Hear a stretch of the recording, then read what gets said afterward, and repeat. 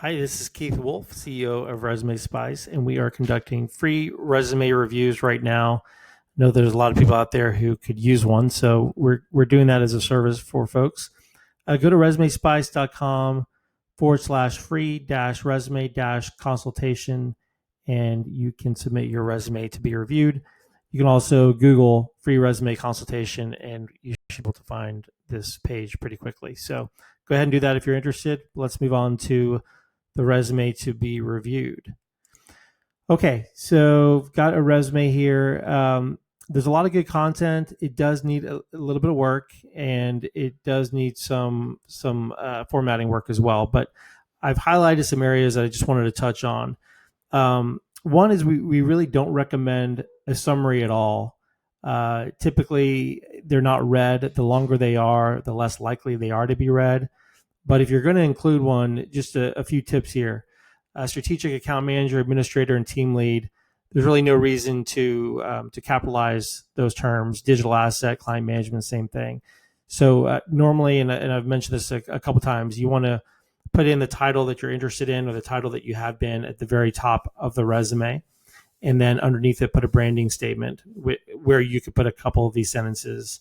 But the sentence at the end, seeking a position as an account coordinator with a thriving and dynamic company, that's an objective statement. And we really recommend that you don't put an objective statement in a resume, because at best it matches the position that you're being considered for. That's ideal. But in many cases, if it's just a little bit off, it's a reason for your resume to be put into the not to be considered pile, and that's not what you want. So let's say the job title was account manager and you're calling yourself an account coordinator, and that's what you're looking for. Sometimes hiring managers can be very literal and will not consider you for the role because you're looking for an account coordinator role. So just be careful. Professional skills.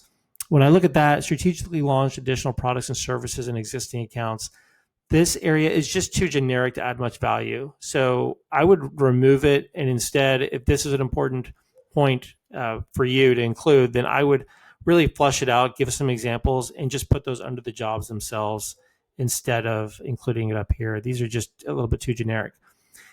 And on that same theme, if you're going to use terms and core competencies, which are a good thing to do for one reason, applicant tracking systems do pick up on them. You don't want to be as generic as team player and detail oriented, and there might have been a couple others in here, just because they don't mean much and they are just assumed. So you can remove those or replace those with something more specific. And again, there might be a couple others in here to take a look at. I really liked how you got really good tenure. I mean, 9 years here, a couple years here, 6 years at this role. So that's really good. And I liked, in an account manager role, you really want to quantify metrics, things that you've produced in terms of revenue or any other results that you've been able to quantify are great. I like the fact that you pointed out some of the account management duties you had and who you worked with. I think that's great. They're very recognizable names. But you get a little bit generic here. Contributed a wealth of professional knowledge and client training, resolved billing discrepancies. Just not specific enough. If you did that, how much money did that save the company? You always want to think about how much money did you make the company? How much money did you save the company? I mean, that's what hiring managers are looking for. And then just be careful. You've got a straight bullet here, and it looks like you might have an extra comma or something right there. So those are just top level insights. I hope that's helpful. You can see some of our samples on our website, ResumeSpice.com, and we've got a blog filled with helpful advice. So take a look at that, and good luck. Thanks.